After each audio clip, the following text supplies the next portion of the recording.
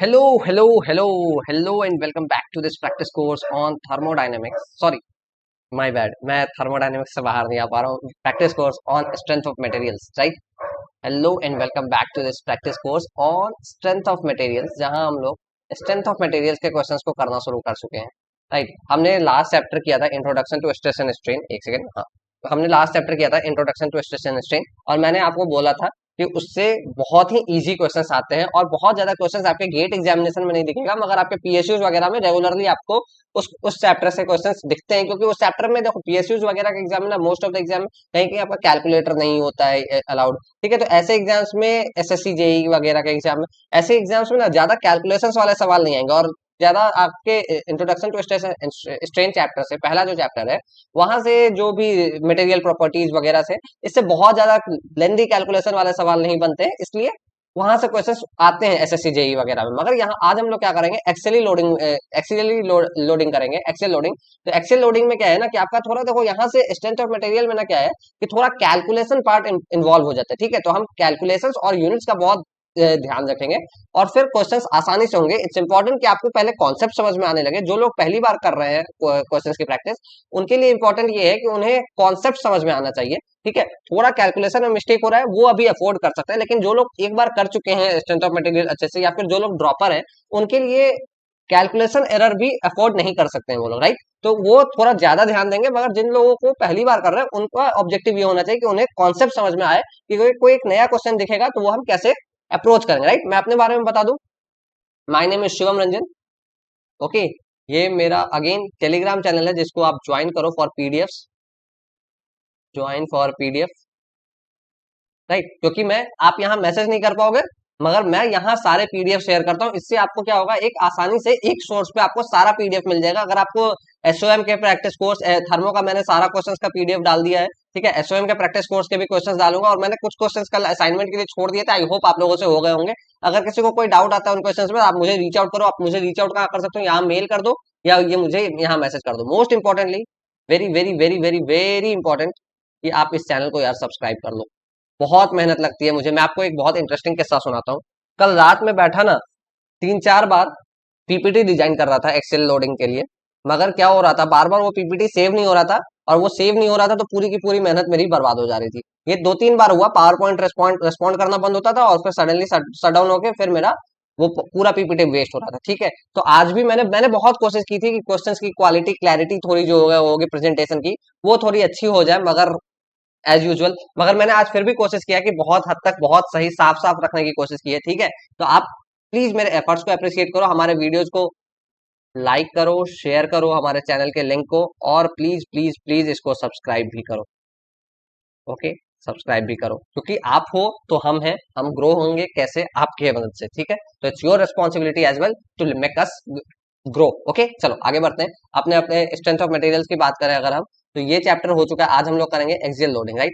आज हम लोग करेंगे एक्सियल लोडिंग. तो थोड़ा मैं कलर बॉक्स का बदल लूंगा.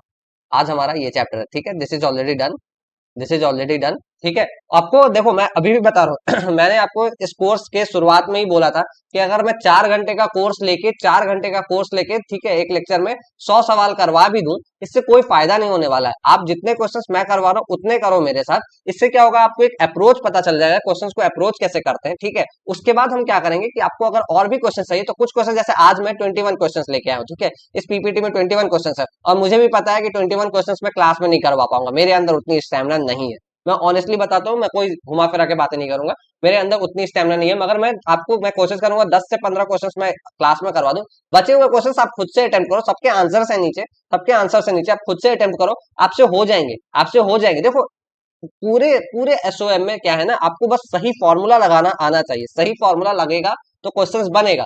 ठीक है, बस यही है कि वो फॉर्मूलाज आपको थोड़े याद होने चाहिए, और कोई कैलकुलेशन मिस्टेक मत करो प्लीज. कोई कैलकुलेशन मिस्टेक नहीं करेंगे. ठीक है, तो चलो सॉल्व करते हैं, साथ में करेंगे, सो दैट आप थोड़ा सा मेरे साथ सॉल्व करो. उसके बाद फिर हम आपके लिए तो क्वेश्चन छोड़ेंगे ही. ठीक है, the axial movement of the bottom surface of compound bar loaded as shown below is blank PL upon AE. Something upon PL upon AE. तो इस ब्लैंक में क्या आएगा वो हमें पढ़ना है. Okay, so let's draw the FBD of this compound bar. ठीक है, ऐसे क्वेश्चंस में आपको क्या है ना, जब भी इंटरनल फोर्सेज आ जाए तो आप कंपाउंड बार का ना एक FBD बना लो, और जब भी यहाँ कहीं कुछ भी ऐसा सपोर्ट आ जाए ना, दिस सपोर्ट, इसका मतलब आपको रिएक्शन निकालने ही होंगे। सबसे पहला ऑब्जेक्टिव क्या होना चाहिए आपका कि आप रिएक्शन निकालो, ठीक है। तो रिएक्शंस निकालने के लिए, और जब भी क्रॉस सेक्शंस बदल रहा है या इंटरनल फोर्सेज आ रहे हैं, तो क्या करो आप सारे सिस्टम को ना अलग अलग करके देख लो। अभी देखो, सबसे पहले अगर आप रिएक्शन बस निकालने जाओगे तो टोटल फोर्स डाउनवर्ड मान लो, यहाँ पे रिएक्शन आप कोई भी डायरेक्शन में मान सकते हो अपनी मर्जी से। रिएक्शन का डायरेक्शन आप अपनी मर्जी से मान लोगे। अगर पॉजिटिव आया रिएक्शन को, आप अगर पॉजिटिव आया तो आपका एजम्पशन ट्रू है, एजम्पशन आपका सही होगा। रिएक्शन अगर आपका वैल्यू निगेटिव आ रहा है तो आपका एजम्पशन गलत है। तो एजम्पशन गलत है मतलब आप रिवर्स करके ले लोगे। आपका एजम्पशन गलत है मतलब आप रिवर्स करके ले लोगे, ठीक है। इतनी बातें तो आई होप क्लियर होंगी आपको। आपने रिएक्शंस भर भर के निकाले होंगे इंजीनियरिंग मैकेनिक्स में। यहाँ मैं फटाफट से निकाल लूं। यहाँ पे मान लो आर ले लेता हूं मैं, तो R plus two P, sorry R minus two P, R minus two P minus P is equal to zero. Static equilibrium की कंडीशन लगाया मैंने, और फिर यहाँ से मैंने R is equal to three P लिखा। ये पहली बार था इसलिए मैंने डिटेल में लिखा है। अगली बार से मैं डायरेक्ट बता दूंगा टू पी पी, और तो ऊपर थ्री पी लग रहा होगा, ठीक है। मतलब क्या, इस पे यहाँ थ्री पी तो लग रहा है, थ्री पी तो लग रहा है, इधर भी इसको बैलेंस करने के लिए थ्री पी लग रहा होगा। चलो ये थ्री पी हो गया। चलो अभी देखो जरा, इस पे नीचे तो पी लग रहा था तो ऊपर भी पी लगाओ, तो क्या ये बैलेंस हुआ? ये थ्री पी डाउनवर्ड, पी ऊपर, तो टोटल नीचे कितना हो गया? Two P. मान लो थ्री पी नीचे की ओर लग रहा है इस पॉइंट पे, देखो अगर मैं इसको ए बोलूं इसको बी बोलूं तो ये भी पॉइंट बी और सी है, ठीक है। तो थ्री पी अगर नीचे की ओर लग रहा है, बी पॉइंट पे ध्यान देना, और पी ऊपर की ओर लग रहा है, तो नेट पी, नेट कितना हो गया? टू पी नीचे हो गया, ये हो गया net, this is your net, ठीक है। मतलब थ्री पी नीचे पी ऊपर, मतलब नेट कितना हो गया? Two P. टू पी यहाँ दिख रहा है क्या? हाँ मैच कर रहा है मेरा, मतलब कोई गलती नहीं। देखो इसका बहुत आसान तरीका होता है, दो तरीका होता है इंटरनल फोर्सेस के निकालने का। सबसे पहले आपने रिएक्शन लगाया, ठीक है, जो भी आपका फोर्स है बाहर की ओर, जो भी मैं आपका एंड्स पे फोर्सेज है वो तो लगेंगे ही, ठीक है। तो वो फोर्सेज लगाओ, उसके बाद बीच के बारे में सोचो। और एक तरीका क्या होता है, आप हर सेक्शन में जाके देखो, इस सेक्शन में जाके देखो और फिर राइट या लेफ्ट किसी भी तरफ देख लो, ठीक है। मान लो अगर मुझे ये सेक्शन के लिए देखना है, मुझे ये सेक्शन के लिए देखना है, बस ये ब्लॉक के लिए देखना है अभी के लिए, ठीक है। तो मैं इसके बीच में एक सेक्शन ले लूंगा और इसके राइट या लेफ्ट, ऊपर या नीचे किधर भी देख लूंगा। तो मान लो अगर मैं नीचे देखता हूँ तो थ्री पी, तो ऊपर भी देखता हूँ थ्री पी, मतलब इस पे थ्री पी लग रहा है, ठीक है, ठीक है। And that is tensile, and that is tensile, ये टेंसाइल है, ठीक है। चलो अभी क्या होगा, मान लो मुझे ये आर था ना, ठीक है। अभी मुझे इस सेक्शन पे देखना है, तो मैं इसके एक तरफ का ऊपर का देख लूंगा, तो थ्री पी ऊपर टू पी नीचे, मतलब पी, या फिर सिर्फ एक तरफ देख लूंगा पी। तो दोनों तरह से आप देख सकते हो, दोनों तरफ से देख सकते हो, ठीक है। चलो आगे देखें क्वेश्चन की बात। अभी मुझे डिफ्लेक्शन निकालना है इस पॉइंट का, right. Deflection of C, delta C is equal to delta A B plus delta B C, right. जब भी हम डिफ्लेक्शन निकालेंगे किसी भी पॉइंट का, तो फिक्स्ड एंड के रेस्पेक्ट में डिफ्लेक्शन निकालेंगे। फिक्स्ड एंड के रेस्पेक्ट में कितना डिफ्लेक्ट हुआ, that is the actual deflection, right. So अगर मान लो मुझे बी निकालना होता ना, तो मैं डेल्टा ए बी ही निकालता। डिफ्लेक्शन ऑफ पॉइंट बी अगर निकालना होता तो ए बी निकालता, क्योंकि ए से वो फिक्स्ड डिस्टेंस दिखेंगे, ठीक है। तो डेल्टा ए बी, और आपको पता होगा डिफ्लेक्शन का फॉर्मूला क्या होता है, डेल्टा इज इक्वल टू होता है ना पी एल अपॉन ए ई, एक्सियल लोडिंग में। बस ये फॉर्मूला पुट करो, तो ए बी के लिए पी क्या होगा? Three P. एरिया कितना है? ये टू ए है, ठीक है। एल कितना है? एल ही है। Length is L, area is two A, and Young's modulus is E, so two A E. Clear है यहाँ तक की बात? डेल्टा ए बी आ गया। अभी हम डेल्टा बीसी की बात करेंगे, तो बीसी में क्या है? पी फोर्स, तो पी हो गया। लेंथ कितना है? L, okay, p L upon A e. A कितना है इसका? ए ही है। ई कितना है? ई ही है, तो P L upon A E. So it is coming out to be 1.5 plus 1, that is 2.5 PL upon AE. I hope इतना कैलकुलेशन आपको पता चल रही होंगी। 2.5, so this blank will be filled with 2.5, right? 2.5 and our right answer is 2.5, 2.45 से 2.5, yes. ठीक है, ठीक है, बहुत सिंपल क्वेश्चन था, बस आपको इंटरनल फोर्सेस कैलकुलेट करने आने चाहिए, right. Calculation of internal forces आपको आने चाहिए, राइट। चलो नेक्स्ट क्वेश्चन देखते हैं। The position of bar shown in the figure, okay. Area of cross section of copper भी पता है मुझे, स्टील भी पता है मुझे, फोर्स पता है मुझे। After deflection the beam is straight. देखो इसका मतलब क्या हुआ, कल ये क्वेश्चन मैं देख रहा था ना, तो मुझे लगा ये क्वेश्चन में कुछ गड़बड़ है, मगर फिर मुझे समझ में आया ये बीम और बार एक ही बात है। तो सबसे पहले जो बार है ना आपका, that is like this something, और आफ्टर डिफ्लेक्शन इसके पास दो ये चीज हो सकता है कि ये डिफ्लेक्ट होकर कुछ ऐसा कर्व हो जाए, कुछ ऐसा कर्व हो जाए। मगर ये क्या कह रहा है, after deflection the beam is straight. तो बीम इज स्ट्रेट का मतलब क्या हुआ, ये बीम जो है ना, पहले कुछ ऐसा था और बाद में कुछ ऐसा हो गया है, बाद में ये बीम डिफ्लेक्ट होके कुछ ऐसा ही हुआ है, ठीक है, ऐसा था ऐसा हुआ है, ऐसा था ऐसा हुआ है, सीधे ऐसे से डायरेक्ट नीचे, ये मुड़ के नहीं गया है नीचे, ये मुड़ा नहीं है, ये बस हिंज के अबाउट रोटेट किया है, हिंज के अबाउट रोटेट किया, राइट, हिंज के अबाउट रोटेट किया, राइट। ठीक है, तो देखो पहले इसका एफबीडी देखोगे यहाँ, तो इस पे एक टेंशन फोर्स लग रहा होगा स्टील वायर का, मान लो टी ऑफ स्टील, राइट। इस पे एक कॉपर के कारण टेंशन लग रहा होगा टी ऑफ कॉपर, राइट, और एक फोर्स तो लग रहा है एफ, राइट, एफ। ठीक है, इसके कारण कुछ डिफ्लेक्शन इस पॉइंट का हुआ, इसको मान लो मैं डेल्टा 1 बोल देता हूँ, और इसको मैं डेल्टा 2 बोल देता हूँ, ठीक, इसको मैं डेल्टा 2 बोल देता हूँ, right. This is 1 metre, this is 0.5 metre, and this is also 0.5 metre, right. चलो ठीक है, अभी देखो आप अगर डिफ्लेक्शंस निकालने जाओगे ना, एक्चुअली में क्या पूछा है, रेशियो पूछा है। अगर आप डेल्टा 1 निकालने जाओगे ना, तो आप लिखोगे T1 L1 upon, steel wire के लिए लिखोगे तो T1 L1 upon A1 E1, right. But आपको ना आपको T1 पता है, ना आपको E1 पता है, ना आपको T1 पता है, ना आपको E1 पता है। इनके लिए आप भले ही कोई भी फॉर्मूला लगा लोगे, मगर आपको E तो चाहिए होगा। मगर आपको देखो रेशियो पूछा है, तो जैसे ही किसका किसका पूछा है, ratio of steel to copper wire, यानी कि delta of 1 upon delta of 2, right. Delta 1 is equal to deflection of steel, मान लो मैं यहां लिख दूं, डेल्टा 1 क्या है, डिफ्लेक्शन ऑफ स्टील वायर, और डेल्टा 2 क्या है आपका, डिफ्लेक्शन ऑफ कॉपर वायर, ठीक है, कॉपर वायर। तो डेल्टा 1 अपॉन डेल्टा 2 देखोगे तो आपको कुछ नहीं देखना है, यहाँ आपको एसओएम का कॉन्सेप्ट नहीं, आपको यहाँ पे अगर आप वो लगा लोगे सिमिलर ट्रायंगल का कॉन्सेप्ट, क्योंकि बीम स्ट्रेट है, बीम स्ट्रेट है, इसका मतलब क्या होगा कि डेल्टा 1 बाई, अगर आप सिमिलर ट्रायंगल का कॉन्सेप्ट लगाओगे तो delta 1 upon 1 perpendicular by base is equal to delta 2 upon 1 plus 0.5 plus 0.5, right. Base यही है इसका, तो यहाँ से delta 1 by delta 2 is equal to 1/2 and that is equal to 0.5।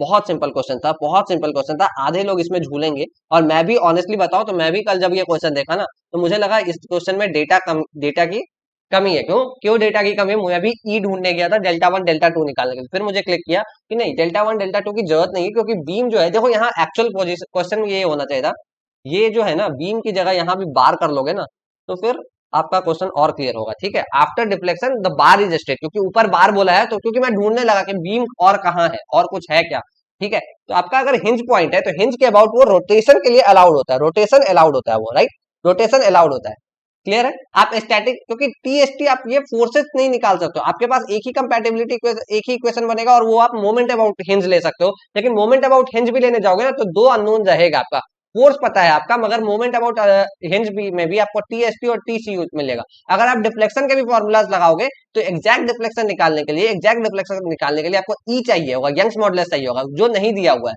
तो मतलब क्वेश्चन आप डायरेक्ट नहीं निकाल सकते, मगर रेशियो बोला है, तो आप ऑब्वियसली अगर ये बीम स्ट्रेट है, तो आप सिमिलर ट्रायंगल के कॉन्सेप्ट लगा के आप क्वेश्चन को कर सकते हो, right.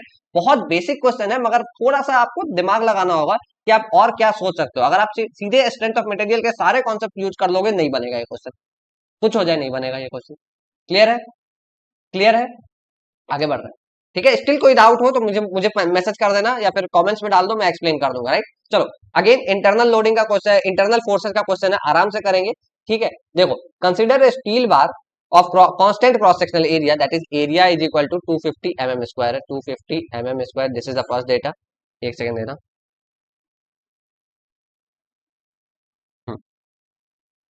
250 mm square, held firmly by the end supports, मतलब क्या ये फिक्स्ड एंड्स है, फिक्स्ड एंड्स है, मतलब क्या ये अब इसके आगे पीछे नहीं मूव कर सकता है। तो यहाँ आपको कंपैटिबिलिटी इक्वेशन का कॉन्सेप्ट पता होना चाहिए। And loaded by an axial force of 25 kilo newton, जो कि यहाँ लग रहा है 25 किलो न्यूटन का फोर्स, इंटरनल फोर्स है, that is 25 kilo newton. E मुझे पता है, E is equal to 200 giga pascal है, न्यूटन पर metre square pascal, G G giga newton पर metre square giga pascal, right. या फिर इसको मैं लिख सकता हूँ 200 into 10⁻³ mega pascal, right. Again मैं आपको बता दूं मेगा पास्कल में मैंने क्यों कन्वर्ट किया, convenient unit, right, convenient unit, metre newton पर mm स्क्वायर, इसी को हम लोग क्या लिखते थे, न्यूटन पर mm स्क्वायर, राइट। तो मैं फोर्सेस को न्यूटन में रखूंगा, एरिया को mm स्क्वायर में रखूंगा, चलो ठीक है। चलो अभी देखो, अगेन मैंने बोला था आपको इंटरनल फोर्सेस कैलकुलेट करना होगा आपको, तो सबसे पहले हमको रिएक्शन फाइंड करना होगा, राइट। तो रिएक्शन से हमारा एक ही इक्वेशन बनेगा, क्योंकि आपका रिएक्शन यहाँ भी आएगा, दोनों एंड पे आएगा, दोनों फिक्स एंड पे रिएक्शन आएगा, ठीक है। देखो फिक्स्ड एंड पे आपका तीन तरह का रिएक्शन आता है, ठीक है। आपका हॉरिजॉन्टल रिएक्शन आएगा, वर्टिकल आएगा, और एक मोमेंट भी आएगा। मगर आपको देखोगे तो मोमेंट नहीं आएगा यहाँ, क्योंकि ये जो फोर्स है वो एक्सियली पास हो रहा है, तो मोमेंट का स्कोप कैंसिल, कोई भी वर्टिकल फोर्स नहीं है तो वर्टिकल रिएक्शन भी नहीं आएगा, तो वर्टिकल रिएक्शन भी नहीं, बट हॉरिजॉन्टल फोर्स है तो हॉरिजॉन्टल रिएक्शन आएगा, and that is R L plus R M. दोनों को अगर मैं एक ही डायरेक्शन में मैंने लिया हुआ है, हालांकि क्वेश्चन में भी दिया ही हुआ था एक ही डायरेक्शन में, मैं भी देखो मैंने फिर से बोलूंगा कि आप रिएक्शन को उल्टा भी लेके बना सकते हो, कोई फर्क नहीं पड़ेगा। R L plus R M is equal to 25। एक ये पहला इक्वेशन हो गया हमारा, R L plus R M is equal to 25, and this is our first equation. और माइंड यू यहाँ पे आर एल आर एम क्या है, आर एल आर एम क्या है, किलो न्यूटन में, ठीक है। चलो अभी हमें रिएक्शन एट ये निकालना है, एल निकालना है। तो आप ध्यान से देखोगे, ध्यान से देखोगे तो आपका ये जो अगर फिक्स कर दिया मैंने, suppose this is your beam, this is your beam, और मैंने इधर से और इधर से फिक्स कर दिया है, और बीच में कितना भी फोर्स लगाऊं तो ये इसमें कुछ भी डिफॉर्मेशन आएगा, मगर इसका लेंथ में डिफॉर्मेशन नहीं आएगा। अलोंग द लेंथ, इसका लॉन्गिट्यूडनल डायरेक्शन में कोई भी डिफॉर्मेशन नहीं आएगा। यानी कि डेल्टा एल एम अगर मैं लिखूंगा compatibility equation, delta L M is equal to 0।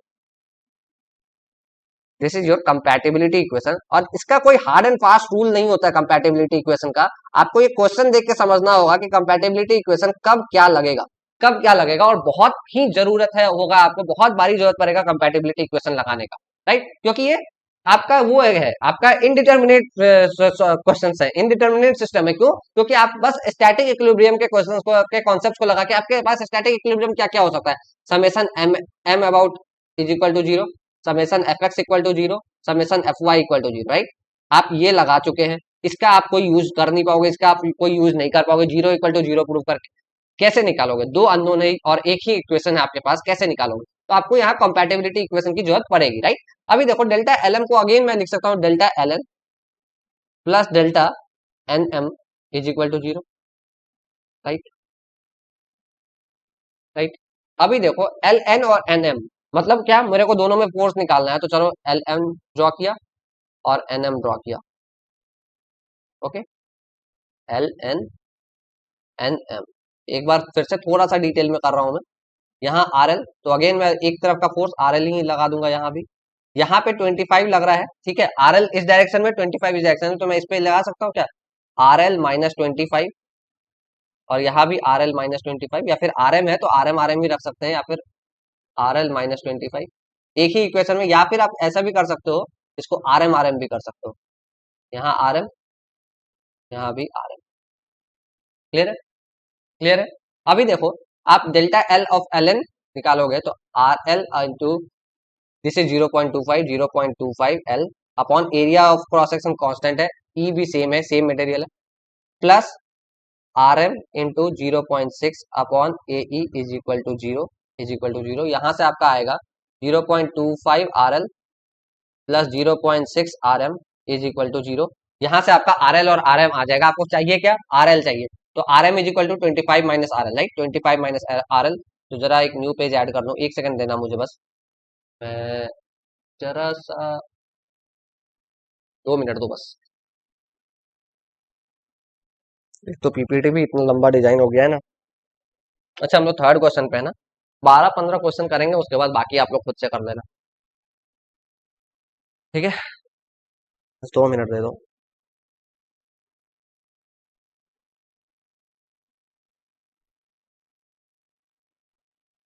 2 minute, 2 minute बस, पोस्ट हो ही गया,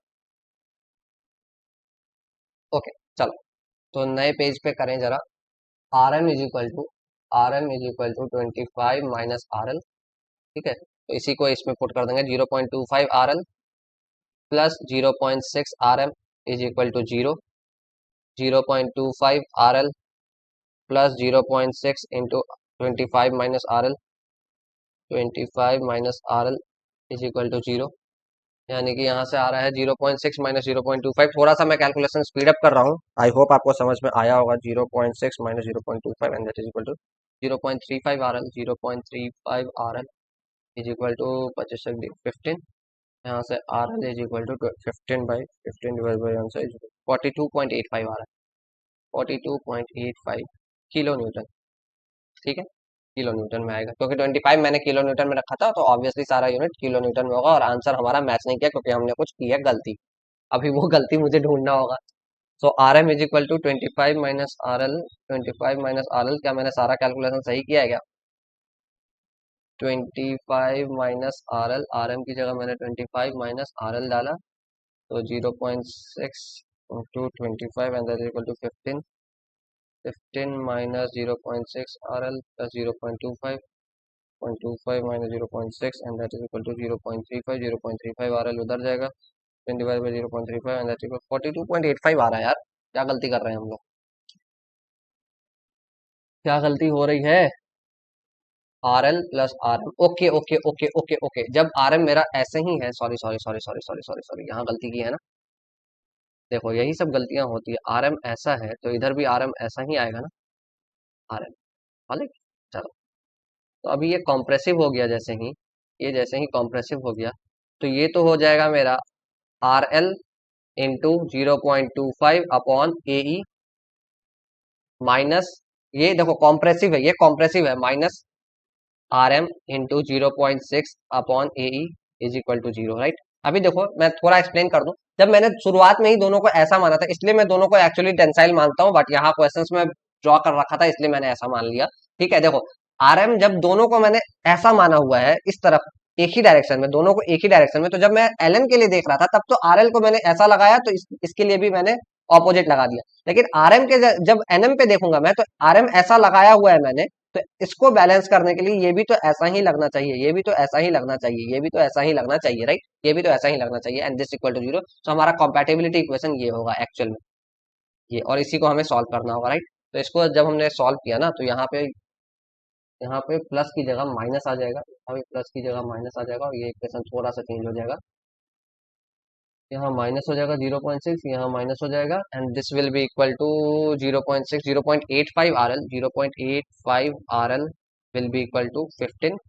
तो R L will be equal to 15 divided by 0.85 and that is equal to 17.64, 17.64 kilometre. Clear है, अभी थोड़ा आंसर रेंज में आ रहा है, पर वरना पहले तो हमने भयानक गलती की थी। ये तो MSQ type question, sorry MCQ type question था, तो इसलिए हमारा आंसर मैच कर गया, वरना हम तो गलती करके आगे बढ़ जाते। तो इसलिए बहुत ध्यान से करेंगे, जो गलती मैंने की वो आप लोग नहीं करेंगे। ठीक है, जो गलती मैंने की वो आप लोग नहीं करोगे। आप चाहो तो क्वेश्चन के डायरेक्शन को ले लो, या अपना डायरेक्शन भी आर एल आर एम का लेते, तो कोई फर्क नहीं आता, कोई फर्क नहीं आता। ठीक है, अगर कोई फर्क आ रहा है तो आपने कुछ गलती की है, आपने कुछ गलती की है। चलो नेक्स्ट क्वेश्चन देखें। So the next question is, एक सेकंड देना, हाँ। So the next question is consider a compound bar as shown in the figure. Okay, compound bar aluminium के लिए डेटा दे रखा है मुझे, पर डिग्री फ़ारेनहाइट है, ध्यान से, पर डिग्री फ़ारेनहाइट है, एंड स्टील के लिए भी हमारा डेटा दे रखा है, all right. The final stresses for aluminium and steel respectively when temperature is raised bye 100 degree Celsius, 100 degree Fahrenheit. Okay okay okay, beautiful question. चलो ध्यान से देखो, ध्यान से देखो। अभी फिर से हमें अल्यूमिनियम स्टील दो पार्ट है, तो दोनों को अलग अलग करके देखेंगे, दोनों को अलग अलग करके देखेंगे। Suppose this is for aluminium and this is your steel, right. और अगर हम अपने रिएक्शंस को दोनों को टेंसाइल ऐसा ऐसा मान लें, तो इसको ए बोल दूं मैं, इसको बी बोल दूं मैं पॉइंट, और इसको सी बोल दूं मैं, तो ये हो जाएगा आर सी, ये हो जाएगा आर ए। इसमें इंटरनल फोर्सेस कुछ नहीं है, इसमें इंटरनल फोर्सेस कुछ नहीं है, तो ऑब्वियसली आपका जो होगा आर ए और आर सी, अगर इंटरनल फोर्सेस कुछ नहीं है तो R A will be equal to R C, अगर इसको बैलेंस होना है तो इन हॉरिजॉन्टल डायरेक्शन, यानी कि इज इक्वल टू आर में ले लूँ डायरेक्ट, तो इसको मैं लिख सकता हूँ डायरेक्टली। अब मैं ब्लैक से ही दिखा देता हूँ, यहाँ आर, यहाँ भी आर। क्लियर है, क्लियर है। तो जरा इस पे देखो फोर्सेस, इस वाले पे आर, आर, एंड इस पे भी आर, आर। ठीक है, this is aluminium and this is steel. Clear है, क्लियर है। अभी देखो जरा हम compatibility equation again, delta A B A C is equal to 0। Compatibility equation, fixed end का मतलब ही यही होता है कि आपका एंड को, दीवार को तोड़ के थोड़ी भाग जाएगा, अगर स्ट्रेस एलोंगेशन होगा भी तो कितना भी होगा, 0.0000001 भी होगा, तो दीवार को तोड़ के अंदर थोड़ी घुस जाएगा। ठीक है, फिक्स्ड एंड का मतलब ही यही होता है कि वो दीवार को तोड़ के अंदर नहीं जा सकता है, मतलब वो रिजिड है, वो रिजिड है। मतलब क्या कि आपका जो एलोंगेशन होगा वो 0 होगा, and this elongation is 0, that means delta A B plus delta B C is equal to 0। Okay, and delta A B is equal to, A B में क्या है, aluminium, that is R, aluminium का length दोनों का 50-50 है। Okay, 50, देखो यहाँ mm में मैंने रखा है, यहाँ mm में मैंने रखा है। ठीक है, और एरिया, एरिया क्या दे रखा है, 50 mm², यहाँ भी mm² में रखा, और 17 गीगा पास्कल को मैं लिख सकता हूँ 70 × 10⁻³ मेगा पास्कल, मेगा पास्कल, तो 70 into 10⁻³ okay, plus R into ये कितना है आपका 25 अपॉन अपॉन अपॉन कितना होगा यहाँ, एरिया कितना है 25 into this is also 200 into 10⁻³ 200 into 10⁻³ into 200 into 10⁻³। क्या इतना इक्वल टू जीरो कर दूं मैं? क्या इतना इक्वल टू जीरो कर दूं मैं? क्या मैं नहीं कर सकता? क्यों नहीं कर सकता? क्यों नहीं कर सकता? इसलिए नहीं कर सकता हूं क्योंकि यहां सिर्फ आपका फोर्सेस के कारण इलोंगेशन नहीं होगा, यहां आपका जो होगा एक इलोंगेशन आपका टेम्परेचर राइज के कारण भी आएगा, टेम्परेचर राइज के कारण भी आएगा। ऑब्वियसली आपका टेम्परेचर राइज के कारण क्या होता है, आपका इलोंगेशन होता है, और टेम्परेचर ड्रॉप के कारण क्या होता है, कॉन्ट्रैक्शन होता है। Raised by 25 degree Celsius that means delta T, यहां से आपको पता है delta T is equal to sorry 100 degree Fahrenheit, right, 100 degree Fahrenheit, right. तो यहाँ पे आप प्लस करोगे L alpha delta T, L is 50 into alpha of aluminium is 12.8 into 10 to power minus 6 into delta T is 100। ये हो गया aluminium के लिए, this is for aluminium, this is for aluminium, ठीक है। प्लस करोगे आप, प्लस अभी स्टील के लिए लिखोगे तो 30 into 6.5 into 10 to power minus 6 multiplied by 100 and this is for steel, right, this data is for steel, steel, right. तो जरा मैं इस सबको ना थोड़ा सा सरका लूं अपनी ओर,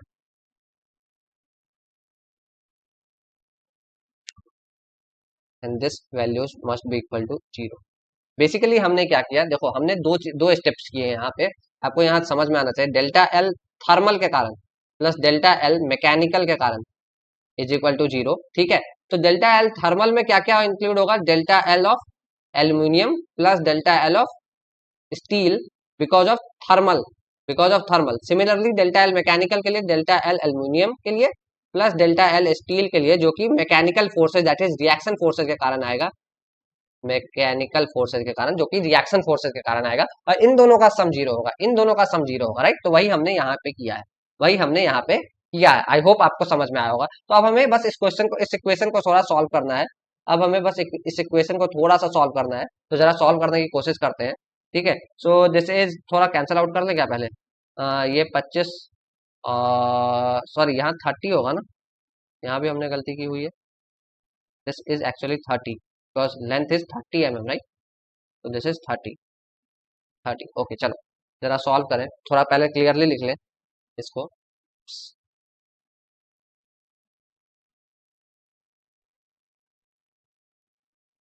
this will B r upon 70 into 10⁻³ plus 30r upon 25 into 200 into 10⁻³।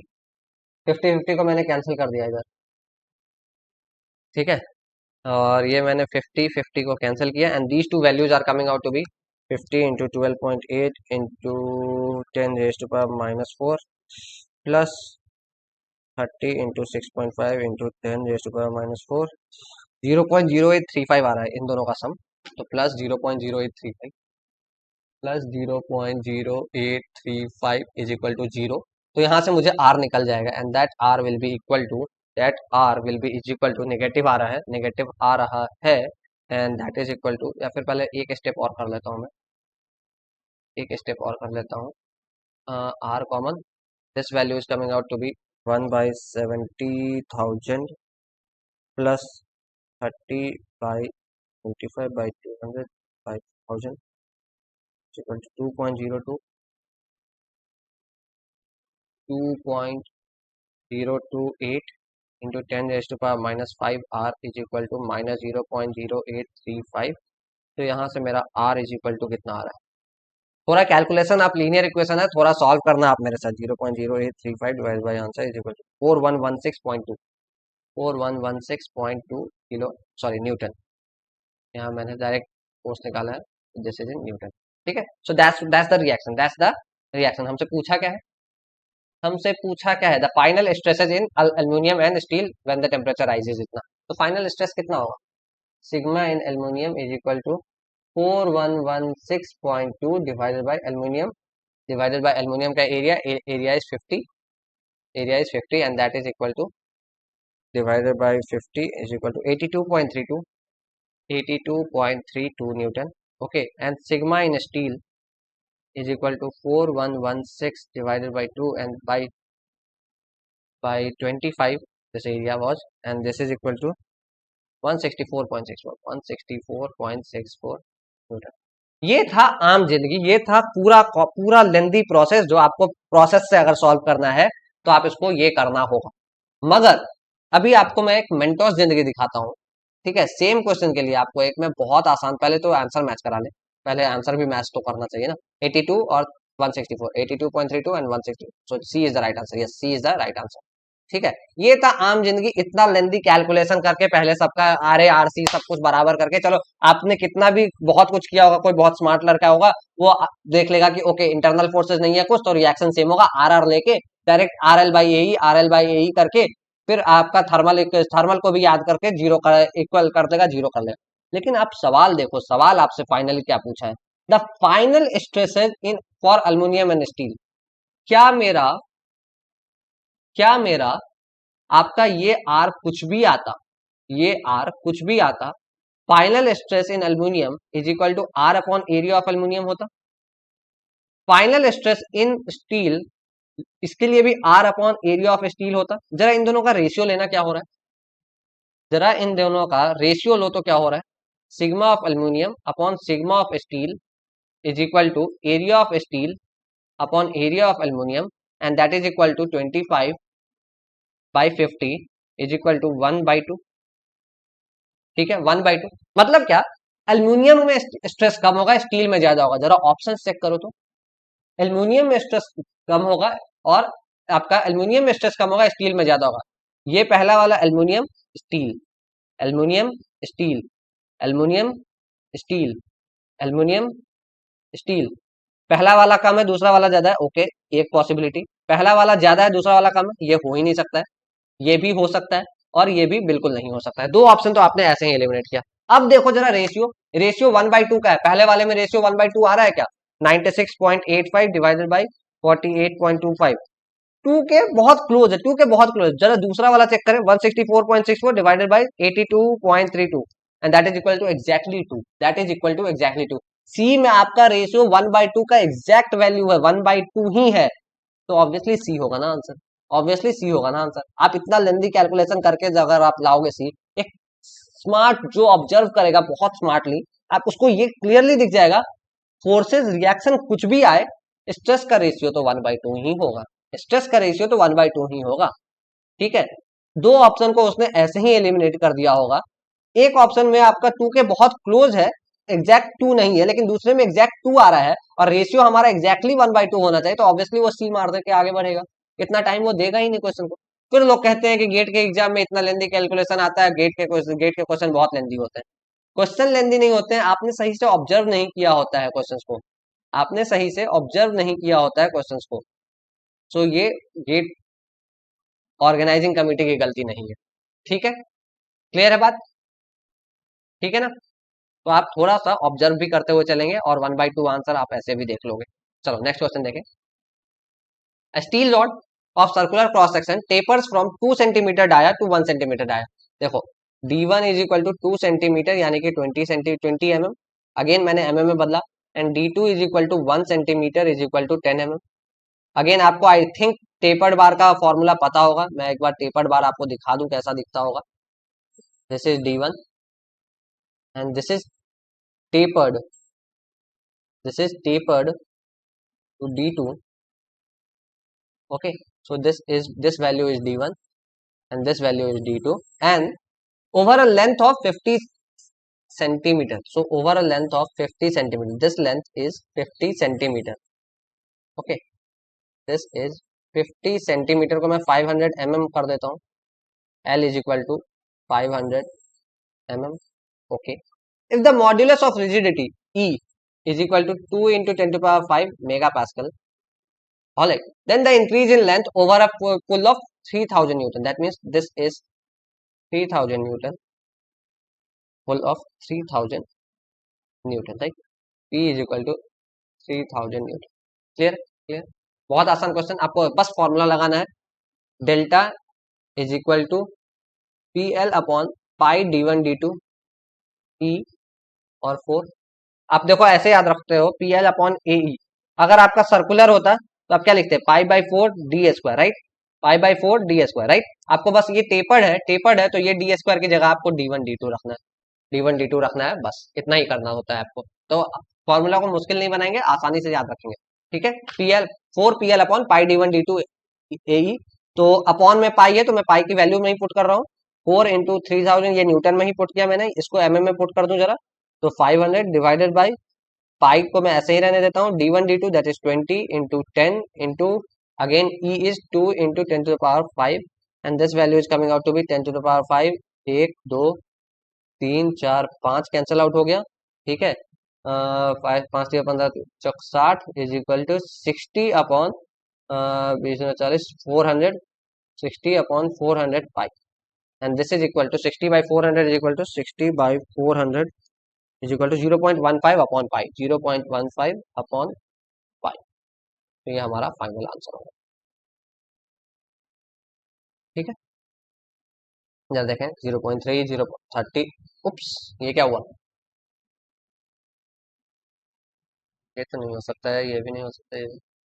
Okay 0.3/2 पाई है ना, तो 0.3/2 क्या होगा, 0.15, तो A will be the right answer, A will be the right answer 0.3। देखो मैंने क्या किया 0.15/पाई तो आया था मेरा, मगर मैंने देखा कि 30/पाई, no, not possible, not possible. 60/400 मुझे साफ दिख रहा है कि आपका ऊपर तो 1 से तो कम ही नंबर आएगा, 30 300। एक बार मैं ये 1750 पे भी सोच सकता था कि अगर पाई की वैल्यू में 3.14 डाल दूंगा तो क्या 1750 आएगा, लेकिन नहीं, 0.15/3.14 वो और छोटा हो जाएगा। फिर मैं ऑप्शन ए पे जैसे ही देखा तो वो 1 से छोटा तो है लेकिन अपॉन में 2 पाई था, तो फिर मैंने क्लिक किया कि okay 0.3/2 pi that is equal to 0.15, ठीक है। तो आपको कभी कभी ऑप्शन ऐसा घुमाने के लिए दे सकते हैं मगर यूजुअली नहीं देंगे। This question was not very good, options बहुत अच्छे फ्रेम नहीं थे, ऐसा ऐसा वो नहीं करते हैं गेट में, ठीक है। हाँ पीएसयू ईएससी वगैरह में कर सकते हैं ऐसी बेवकूफी, ठीक है, मगर वो जनरली गेट में ऐसा कुछ नहीं करेंगे, आपको परेशान नहीं होना, ठीक है, कि मुझे नहीं दिखा, मुझे नहीं दिखा। Okay, this is the length, alright, 500 mm। चलो नेक्स्ट क्वेश्चन देखें। तो the next question is a 100 mm diameter steel rod passes centrally through a copper tube which is 4 meter long। Okay, कुछ 100 mm का डायमीटर का tube है, okay, this is 100 mm diameter का, this dia is 100 mm। देखो मैं rough sketch बना रहा हूँ, रफ स्केच बना रहा हूँ सो दैट मैं आपके साथ सॉल्व कर पाऊँ, वरना मैं भी ऐसा कुछ खूबसूरत सा ड्राइंग बना के आपका आधा घंटा 1 घंटा बर्बाद कर सकता हूँ। ऐसा ऐसा करूंगा मैं भी 2 बार, फिर एक स्ट्रेट लाइन से ऐसे ज्वाइन करूंगा, ऐसे टूल्स हैं मेरे पास भी, ठीक है। आप ये मत कहना कि सर थोड़ा साफ से ड्राइंग बनाओ, लेकिन मैं आपका टाइम वेस्ट नहीं करना चाहता हूँ, राइट, मैं आपका टाइम वेस्ट नहीं करना चाहता हूँ, इसलिए मैंने रफ स्केच बनाया, क्योंकि एग्जाम में आप इतना खूबसूरत ड्राइंग नहीं एक रफ स्केच के साथ डील करोगे। चलो, through copper tube which is 4 metre long, okay, this length is 4 metre with internal diameter with internal diameter 20 mm, okay, and external diameter 40 mm, okay, a 100 mm diameter steel rod passes through centrally नहीं, इसको कोएक्सियली कर दो, तो जरा question का फिर से language खराब है, इसको कोएक्सियली कर लो, ठीक है, थ्रू अ कॉपर ट्यूब, कुछ कुछ है 40 mm और 20 mm का इंटरनल डायमीटर वाला एक कॉपर ट्यूब है, तो this is internal diameter that is 20 and external diameter is 40, external diameter is 40, ये कुछ ऐसा है, this is copper, this is copper. या फिर मैं थोड़ा सा ना आपको आपके दिखने के लिए मैं कलर बदल देता हूँ कॉपर का, copper is in blue colour, ये एक्सटर्नल डायमीटर हो गया कॉपर का, ठीक है, और ये हो गया इंटरनल डायमीटर। कुछ लोग बोलेंगे सर इतना गंदा ड्राइंग बना रहे हो, कुछ समझ ही नहीं आ रहा है, तो इसके लिए मैंने जरा सा आपको समझाने की कोशिश की, दूसरा कलर लेके। देखो मैं टाइम वेस्ट नहीं करना चाहता हूँ कि आपके लिए बहुत खूबसूरत सा ड्राइंग बनाता रहूँ और टाइम वेस्ट करता रहूँ, ठीक है। सो this is your copper, copper का ट्यूब हो गया ये, ओके। और फिर क्या किया गया है, और फिर क्या किया गया है जरा वो देखें, क्योंकि मुझे ये क्वेश्चन देखते ही मुझे समझ में आ गया है ये कौन से टॉपिक का क्वेश्चन है। This is copper and this is steel, okay. अभी क्या किया गया, the tube is close at each ends, दोनों एंड पे क्लोज किया गया, okay. 10 mm thick steel plates which are screwed by a single thread nuts, ठीक है, कुछ कुछ थ्रेड वगैरह नट से क्या कहते हैं, नट और बोल्ट के थ्रू इसको एक 10 mm थिक प्लेट से क्लोज किया गया, ओके।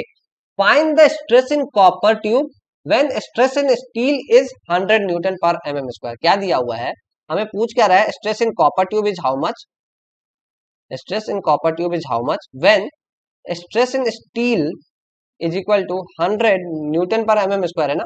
ओके, तो मैं इसको सीधे ऐसे 100 sigma steel is equal to 100 mega pascal लिख लेता हूँ। ये हमें गिवन है और हमसे ये पूछ रहा है, ये हमसे पूछ रहा है सिग्मा कॉपर।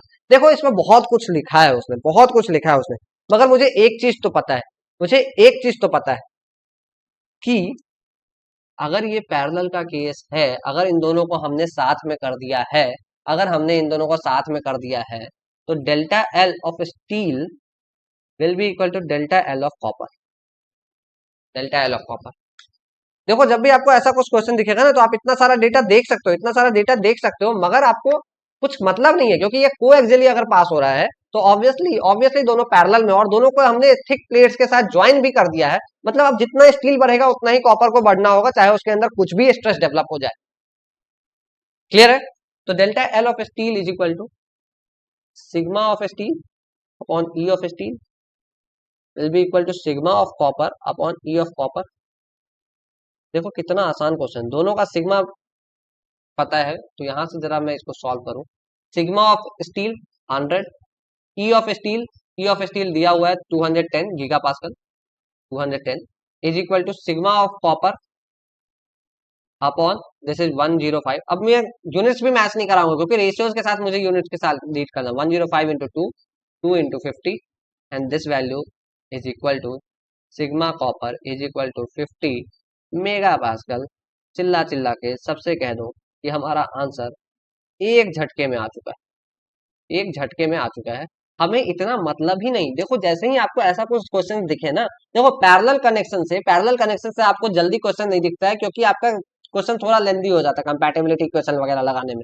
मगर आप देखोगे ये बहुत प्यारा क्वेश्चन से बहुत प्यारे तरीके से फ्रेम किया गया है कि एक बच्चा बहुत सोचेगा कि यंग्स मॉडुलस दिया हुआ है, क्या स्ट्रेसेस डेवलप होंगे, मुझे मतलब ही नहीं, मुझे मतलब ही नहीं है। इस बार फिर से मैं स्ट्रेसेस डेवलप करवाता और फिर से थोड़ा delta L of steel plus delta L of copper is equal to 0 लिखता, दोनों का डेल्टा एल को इक्वेट करता, पूरा फॉर्मूला लिखता, कोई मतलब नहीं मुझे। स्ट्रेस जो डेवलप हुआ, स्ट्रेस जो डेवलप हुआ वो सिग्मा बाई ई होगा, इसमें भी स्ट्रेस जो डेवलप हुआ वो सिग्मा बाई ई होगा। डेल्टा एल अगर सेम है तो सिग्मा बाई, और सिग्मा मुझे पता है, ई मुझे पता है।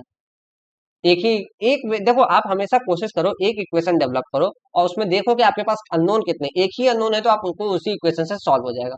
आई होप ये क्वेश्चन आपको मजा आया होगा करके, राइट। बहुत लोग सोचे होंगे, अगर जब जो लोग खुद से अगर मेरे वीडियो के मेरे साथ सॉल्व नहीं कर रहे, खुद से सॉल्व करने की कोशिश कर रहे हैं, आई एम वेरी श्योर कि most of you will be thinking कौन से फॉर्मूलाज लगाएं, राइट।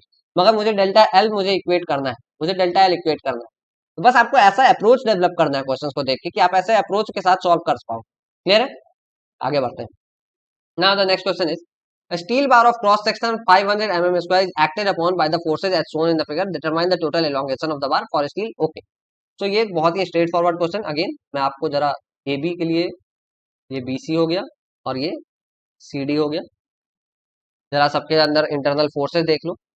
सो दिस इज एक तरफ देखो तो ये कितना है 50 है, तो बस 50 ले लो और 50 ले लो, ठीक है। इसके एक तरफ देखो तो 50 on the left and 15 on the right, 50 minus 15 that is 35, this value is 35, this value is 35 and this section CD में this is AB, this is BC and this is CD। CD में देखोगे आप तो आप left से भी देख सकते हो, राइट से भी देख सकते हो, राइट से देखना आसान है 45, तो मैं राइट से देख के 45 यहां लिख लूंगा। क्लियर है? किसी को अगर ऐसे इंटरनल फोर्सेस लिखने में दिक्कत आती है मुझे पूछना, मैं बता दूंगा आपको, ठीक है। ठीक है, ये हो गया। अभी मुझे लेंथ पता है 0.6 मीटर, 1 मीटर और 1.25 metre, and E are same, A E is equal to constant, ये सारे सेक्शन के लिए सेम, ठीक है। अभी डेल्टा एल पूछ रहा है मेरे से, delta L is equal to delta L of A B plus delta L of B C plus delta L of C D, and that is equal to 50, that is load multiplied by 10⁻³ मैंने Newton में किया। Length is 0.6, किसमें पूछा है, mm में पूछा है ना, 0.6 मीटर यानी कि 600 mm divided by AE PL upon AE plus similarly BC के लिए मैं क्या लिख सकता हूँ 35 into 10⁻³ into length is 1000 mm upon A E plus, और ए ई मैं डायरेक्ट निकाल ही लेता हूँ ना यहाँ, ए ई मैं डायरेक्टली निकाल ही लेता हूँ सो दैट मैं फाइनली पुट कर दूंगा A E is equal to कितना mm² है 500 into 200 into 1000 is equal to 500 into 200 into 10⁻³ is equal to 1 2 3 4 5 6 7 8 10⁸ is equal to 10⁸ right. Plus अगर मैं लास्ट वाले के लिए भी देखूँ तो 45 इंटू 10⁻³ इंटू लेंथ इज 1.25 तो 1250 mm 1250 upon A E, and A E की वैल्यू मुझे पता है तो मैं सारे में वैल्यूज में पुट करके डायरेक्ट ए ई डालूंगा, ठीक है। तो 50,000 into 600, 50,000 into 600 plus 35 into 1000 into 1000 plus 45 into 1000 into 1250 divided by 10⁸ is equal to 1.2125 equal to 1.2125 mm। क्या सभी का आ रहा है 1.2125, तो रेंज में भी है हमारे, ठीक है। 1.174 से देखो यहाँ मैंने बहुत सारे क्वेश्चंस में ये नहीं डाला है कि कितने डेसिमल डिजिट तक डालना है, ठीक है, बट आपको देख के समझ में आ रहा है कि 1.2125 is well with in the range, ठीक है। ठीक है, मैंने ए ही निकाला, सबको एक ही बार में मैंने सब्ट्रैक्ट किया है, ए ही से मैंने एक ही बार में मैंने डिवाइड किया है। जैसे 10⁸ कमिंग एज 10⁸, तो 50 into 60, 50 into 10⁻³ into 600 that is the deflection of A B delta L of A B, फिर delta L of B C मैंने निकाला, फिर delta L of C D निकाला, और फिर मैंने जोड़ दिया। बस यहाँ क्वेश्चन कॉन्सेप्ट क्या था, आपको इंटरनल फोर्सेज का निकालना आना चाहिए, और इंटरनल फोर्सेज निकालने का मैंने बहुत आसान तरीका बताया। देखो कुछ लोग ऐसा भी करेंगे, पहले एक में 45 लगा देंगे, फिर यहाँ 10 को बैलेंस करने के लिए इधर 35 लगाएंगे। इतना नहीं करना है, इतना नहीं करना है, आपको सेक्शन लेना है, एक तरफ का फोर्स, एडिशन सब्ट्रैक्शन तो आता है ना, एडिशन करो सब्ट्रैक्शन करो, 50 इधर लग रहा है, 50 इधर लग रहा है, 15 इधर लग रहा है, तो टोटल इधर कितना हो गया 35 net force. Net force statics की तरह सोचो, स्टैटिक्स की तरह सोचो, आपका स्ट्रेंथ ऑफ मटेरियल में थोड़ा सा डिफॉर्मेशन होता है, मगर सारे फोर्सेस स्टैटिक्स की तरह बिहेव करते हैं। क्लियर है? चलो नेक्स्ट क्वेश्चन देखिए जरा। अच्छा क्वेश्चन होगा शायद। Steel bar having cross sectional area 200 mm² is loaded as shown in the figure. Okay, P1 P2 इधर से P3 लग रहा है 1 मीटर 0.5 ओके, तीनों की वैल्यू भी दे दी है। Find the amount by which P3 is increase so that there is no change in length of bar A. मतलब क्या, आप अगर आपका कोई क्वेश्चन कुछ ऐसा बन गया है, अब ये क्वेश्चन कुछ ऐसा है, मुझे P3 की जो वैल्यू है ना, this is your question now. Okay, आपका जो है ये है P1 के लिए, ये है P2 के लिए, और यहाँ से कुछ P3 लग रहा है, P3 लग रहा है, और इन दोनों में कोई चेंज नहीं किया गया है, तो ये 5 ही रहेगा और ये 10 ही रहेगा, ठीक है, ये 10 ही रहेगा, राइट, 10 ही रहेगा किलो न्यूटन में, ऑब्वियसली किलो न्यूटन में। और अब इसका length, no change in length, यानी कि मान लो इसको मैं ए बोलूं, इसको मैं बी बोलूं, इसको मैं सी बोलूं, इसको मैं डी बोलूं, तो delta L of A D, delta L of A D is equal to 0, यानी कि delta L of A B plus delta L of B C plus delta L of C D is equal to 0, is equal to 0, right. अभी मुझे इसमें आपका reaction भी निकालना होगा, तो ये रिएक्शन जरा मैं देखूं, तो इस पे एक रिएक्शन भी लग रहा होगा, मान लो मैं रिएक्शन का डायरेक्शन ये मान लेता हूँ, तो R प्लस P3, अगेन मैं स्टैटिक्स की तरह सोच रहा हूँ, 10 plus 5, right, so reaction is equal to 15 minus P3, right, 15 minus P3, 15 minus P3, तो इसको मैं डायरेक्ट यहाँ 15 माइनस P3 पकड़ के चलूंगा, और इसमें देखोगे तो बस R है, R is equal to 15 minus P3, 15 minus P3, length कितना है 1 मीटर, ओके 1 अपॉन ए ई मुझे पता नहीं है, मैं ए ई अभी ऐसा ही रखता हूँ, ठीक है, पूरा सेम सेम मटेरियल का स्टील है, तो ए ई कांस्टेंट ही रहेगा, A E is equal to constant. देखो मैं ए ई का वैल्यू इसलिए नहीं डालता रहता हूँ, अगर इक्वल टू 0 है ना और सब में नीचे में ए ई आ जाएगा, तो वो डायरेक्ट ए ई उधर जाके 0 हो जाएगा, तो मुझे ए ई के साथ कोई डीलिंग नहीं करना होगा, इसलिए। प्लस अगर मैं यहाँ के फोर्सेज को डालूं, तो बी सी में डालूंगा, तो क्या होगा R-10, R-10 is what, R-10 is equal to 15 minus P3 minus 10 and that is equal to 5 minus P3। तो आप किसी भी तरफ से देख सकते हो, 5 इधर है, P3 इधर है, यानी कि आपका 5 माइनस P3 टेंसाइल होगा, और ये होगा 5 माइनस P3 इंटू 0.5। किसी को ऐसा तो नहीं लग रहा है कोई वीडियोज को सॉल्यूशन को देखे कि सर बहुत स्पीड में चल रहे हैं और फिर समझ नहीं आ रहा है, समझ नहीं आ रहा है, क्योंकि मैं बहुत धीरे चलूंगा, बहुत सारा टाइम लगेगा हर क्वेश्चन में और फिर आपके नंबर ऑफ क्वेश्चंस कंप्लीट नहीं हो पाएंगे, ठीक है। Pi minus P three. और अगर मैं सीडी में चेक करूंगा तो मैं अगेन सीडी में चेक करने के लिए आप देखोगे तो लेफ्ट से भी देख सकते हो, राइट से भी देख सकते हो। राइट में एक ही फोर्स है and that is compressive, so minus P three into 0.5, 0.5 upon, sorry 0.5 ही, हाँ, upon A is equal to 0। और सारे ए उधर जाके 0 हो जाएंगे और मेरे पास इक्वेशन क्या बचेगा वो देख लो जरा। ये बचेगा मेरे पास 15 minus P three by 15 minus P three plus 5 minus P three by 2 plus, या फिर यहाँ minus P three by 2 equal to 0। यहाँ से बस मुझे पी थ्री फाइंड करना है, तो let's find out P three. ऊपर नीचे 30 minus 2 P three plus 5 minus P three minus P three is equal to 0 and this value is 2 एक 3 एक 4 4 P three is equal to 35. So P3 is equal to 35 by 4 and 35 by 4 is 8.75 kilonewton, right? 8.75, 35 by 4 is equal to 8.75, right? 8.75 kilonewton, right? So change in force P3 is equal to 8.75, that is जो अभी के लिए आ रहा होगा, और पहले कितना था 8 था, and that is equal to 0.75 newton. Clear है? 0.75 क्या हमारा ऑप्शन है? तो ऑप्शन नहीं, 0 पॉइंट, हाँ हाँ हाँ हाँ, ठीक है ठीक है, 0.75 रेंज में, 0.75 हमारे रेंज में। क्लियर है? क्लियर है? बहुत इजी क्वेश्चन था, बस आपको सही तरीके से एनालाइज करना था, एनालाइज करना था कि आप पहले वाले P3 का आपका कोई काम है ही नहीं। या फिर आप ऐसा भी कर सकते हो, नया P3 में कुछ इंक्रीज होगा तो 8 प्लस एक्स पकड़ के उसके बाद फिर सॉल्व करो। क्यों करना, क्यों करना? फिर बाद में जाके वो x की वैल्यू फाइंड करोगे। आप डायरेक्ट P3 निकाल के 8 माइनस पी थ्री, वो नया P3 माइनस 8 कर देंगे। ठीक है, आप इसको ऐसे भी सॉल्व कर सकते थे, इस P3 की जगह आप 8 प्लस एक्स डालते, पहले से तो 8 था ही, अब कुछ 8 प्लस एक्स हो गया and this x you would have found out, you would have found out. मगर उसका कोई मतलब नहीं है, इसका कोई जरूरत नहीं है, राइट।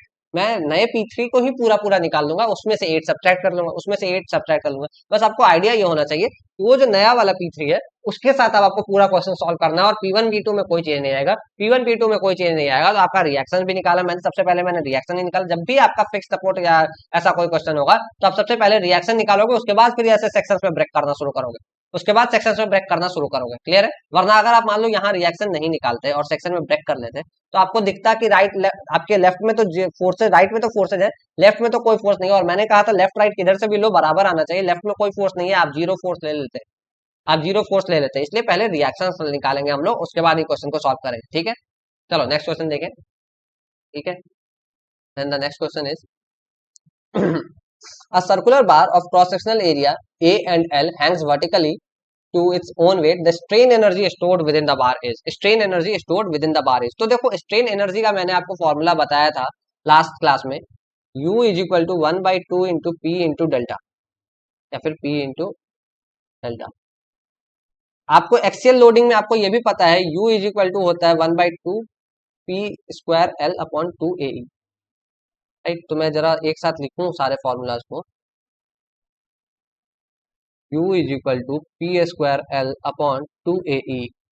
बट ये जो फॉर्मूला आप लगाते हो ना, ये होता है फॉर कांस्टेंट लोड। क्या यहाँ कांस्टेंट लोड है? नहीं, वेट के कारण पूछ रहा है, वेट के कारण पूछ रहा है। कैसे निकालेंगे, कैसे निकालेंगे, कैसे निकालेंगे? U due to self weight is equal to integration of 1/2 P at a distance of x and delta at a distance of x। ठीक है, कैसे किया ये मैंने, कैसे किया मैंने, कैसे किया, कैसे किया? सोचो जरा, सोचो। देखो आप देखो, पहले तो delta due to self weight अगर आप देखोगे, सेल्फ वेट की बात करोगे तो क्या होता है ये, gamma L square upon 2e, gamma L square upon 2e, यही होता है, यही होता है। अभी आप देखोगे, और जब आप u due to self weight देखोगे अगर आप, ठीक है, u due to self weight देखोगे आप, तो इसकी जगह आप लिख सकते हो गामा स्क्वायर, ऐसा लिखो, पहले तो इसको ऐसा भी लिख सकते हैं, W L upon 2 A E, due to self weight, due to self weight. और जब हम यू सेल्फ निकालेंगे तो हमें इंटीग्रेशन करना होगा, अगेन इंटीग्रेशन करना होगा। ठीक है, तो जरा ये सारे वैल्यूज को सब्स्टिट्यूट करो और gamma is equal to sorry P X, P at a distance of X क्या होगा, gamma into A into X. कैसे आएगा ये कैसे आएगा वो भी देख लो, वो भी देख लो। देखो मैं सब कुछ डिटेल में इसलिए करवा रहा हूँ क्योंकि मैं ये मान के चलता हूँ कि मेरे साथ बहुत बेसिक बच्चे होंगे जिनको अगर आता है, इसलिए मैं कहता हूँ वीडियो को पॉज करके आप एक बार देख लो। मान लो मैंने एक एलिमेंटल स्ट्रिप लिया है एक्स डिस्टेंस पे फ्रॉम बॉटम, एक्स डिस्टेंस पे मैंने फ्रॉम बॉटम एक एलिमेंटल स्ट्रिप लिया है, this is a strip of thickness D x. ठीक है, eight a distance of x. तो ये स्ट्रिप को जरा निकाल के देखोगे आप, इस स्ट्रिप को जरा निकाल के देखोगे तो इस पे फोर्स क्या लग रहा होगा, इसके नीचे का weight, and that is equal to specific weight into area into distance that is X, A X specific weight into volume, उतना ही फोर्स लग रहा होगा। तो that is load at the distance of X, gamma A X, gamma A X. ठीक है, ये मैंने थोड़ा सा आपको दिखा दिया, मैं हटा रहा हूँ इसको। चलो अभी आप जब देखोगे इसको तो इसको लिख सकते हैं 1/2 इंटू, इसकी जगह मैं लिखूंगा gamma A x load at a distance of x multiplied by gamma L square upon 2 AE, right. तो ये सब भी मैं हटा रहा हूँ अभी, बस मैं पी एक्स दिखा रहा था ना आपको, P X is equal to gamma A X, ये मैंने आपको निकाल के दिखा दिया। ठीक है, तो gamma A x by 2 A, sorry sorry sorry sorry sorry sorry sorry sorry sorry, gamma A x D X upon upon upon 2E, right.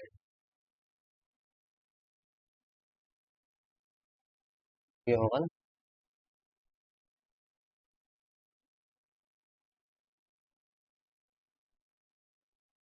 Clear है बात, क्लियर है बात।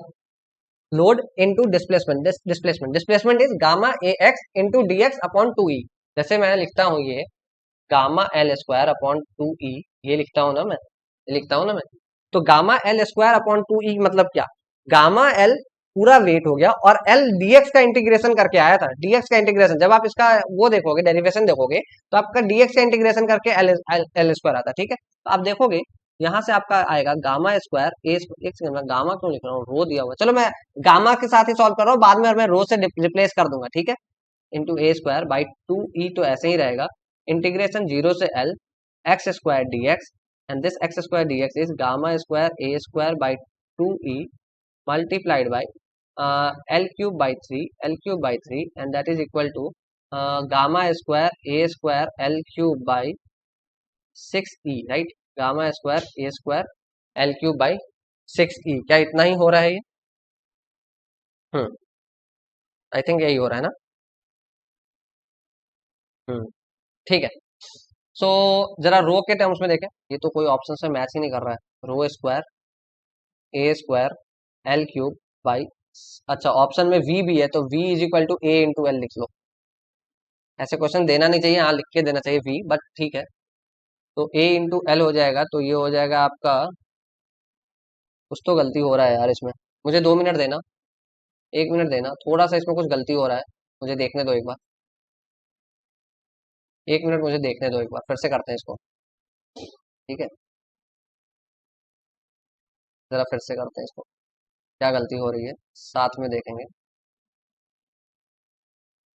हम्म जरा पे U due is equal to P square L upon 2 A, ये है for constant load, ये मैंने लिखा था ना, फॉर कांस्टेंट लोड। ठीक है, U due to self weight, this is actually varying load, right, varying load.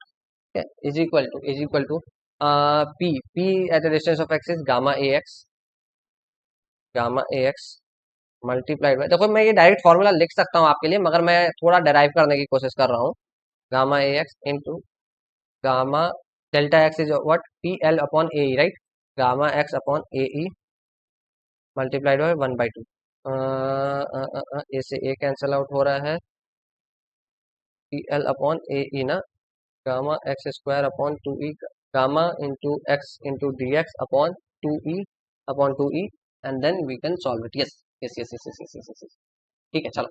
हाँ, integration P into delta at a distance of x and this eight a distance of x, load at a distance of x, right. P at a distance of x मैंने बोला था आपको gamma ए into x.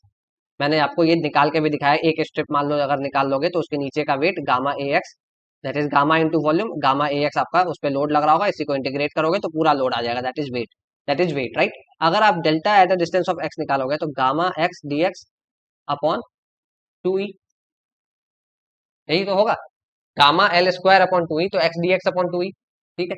तो इसको जरा करें तो gamma A X into gamma X D X, gamma X D X upon 2e का integration from 0 to L, and this is equal to gamma A X square by, sorry gamma A,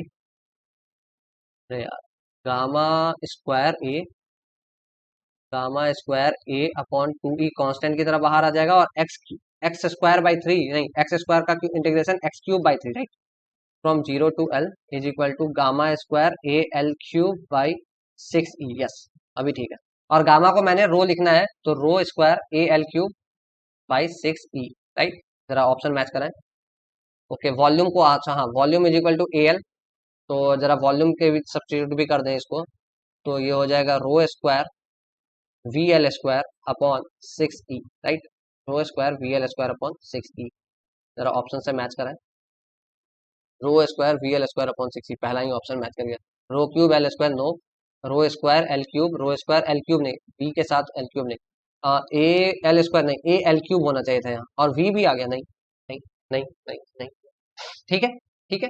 row square आपको समझ में आया, मैंने ये देखो मैं पूरा डेराइव करते हुए मैं सीधे ऐसा लिख सकता था, sigma due to self weight, sorry U due to self weight, अगर मैं 1/2 इंटू सिग्मा इंटू डेल्टा लिख के आपका क्वेश्चन उड़ा सकता था, मगर मैं चाहता था कि थोड़ा डिटेल में एक्सप्लेन करूं, इसके लिए मैंने किया पहले p इंटू डी एक्स का, फिर इंटीग्रेशन किया मैंने, p इंटू डी एक्स का जब इंटीग्रेशन करेंगे तो dx की जगह मैंने लिखा gamma X upon 2e into D X, gamma X upon 2e into D x. So I hope ये क्लियर होगा आपको, क्या ये क्लियर है? ये मैं पहली बार में मैंने भी गलतियां की थी, मैंने भी गलतियां की थी, I am very sorry, I am very sorry. मैंने थोड़ा सा ए एक्स गामा ए एक्स ले लिया था, जो कि वो नहीं होगा, गामा एक्स अपॉन, क्योंकि गामा के साथ डब्ल्यू एल अपॉन 2e ही होता है, और फिर मैं डब्ल्यू लिखता तो वो फिर गामा गामा के टर्म्स में वो कैंसिल आउट हो जाता, ए ए एक्चुअली ऊपर नीचे से कैंसिल आउट हो जाता। क्लियर है? क्लियर है? ठीक है ना? एक बार आप थोड़ा टाइम लेके आराम से समझने की कोशिश करो, अगर फिर भी डाउट आता है मुझे मुझे पूछो, मैं फिर से एक्सप्लेन कर दूंगा इसको, ठीक है। चलो नेक्स्ट क्वेश्चन देखें। कंसिडर अ वर्टिकल रॉड, क्या टाइम हो रहा है, okay. Consider a vertical rod fixed at the upper end, okay, vertical rod fixed at the upper end, vertical rod fixed at the upper end, ठीक है, having a collar at the lower end पे इस पे एक collar है, this is your collar, okay. Now a load is dropped from a height h, suppose this is a load, a load, यहाँ a load p कर लो, क्योंकि मैं मुझे ऑप्शन में दिख रहा है p और यहाँ कहीं p लिखा नहीं है, तो लोड p है, ठीक है। p is dropped from a height h, एक h हाइट से इसको ड्रॉप किया गया, this height is h, okay, on the collar, if the instantaneous elongation of the rod is very small, that means work done में इसको कोई include नहीं करेंगे हम, ठीक है, h, then the stress induced in the rod, देखो इस लाइन का मतलब क्या है, वेरी स्मॉल, देखो work done by the load is equal to, आप लिखोगे अगर work done by the load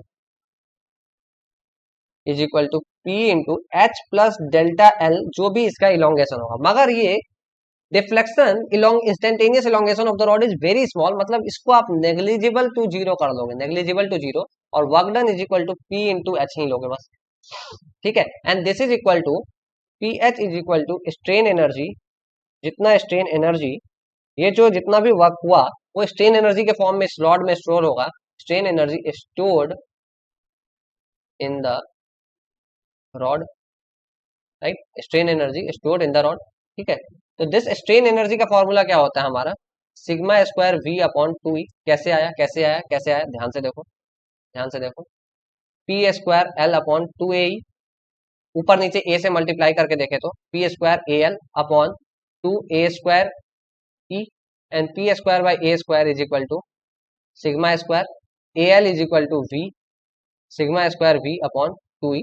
तो आप स्ट्रेन एनर्जी को आप इस फॉर्म में भी याद रखो, sigma square V upon 2e, ये भी एक फॉर्म में याद रखो, मैं लिख सकता हूँ sigma square V upon 2e is equal to P into H. अभी मैंने ऐसा ही क्यों लिखा ये भी एक बार के लिए सोच लो।